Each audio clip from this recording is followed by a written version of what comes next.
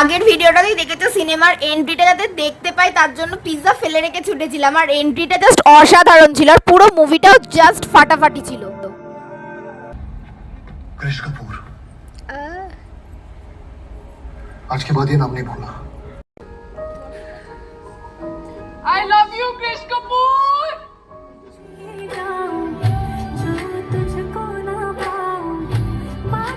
তবে হ্যাঁ, মুভিটা দেখে যেটা বুঝেছি, সবাই যেভাবে কেঁদে ভাসাচ্ছে, মুভিটিতে তেমন কিছুই ছিল না। স্যাড সিন অবশ্যই ছিল, কিন্তু সেগুলো একেবারে কেঁদে ভাসিয়ে ফেলার মতো নয়। ঠিক আছে, তারপর আমরা মুভি শেষ করে বেশ খানিকটা ভিডিও ছবি স্টার মলে করে তারপর চলে গেছিলাম খেতে।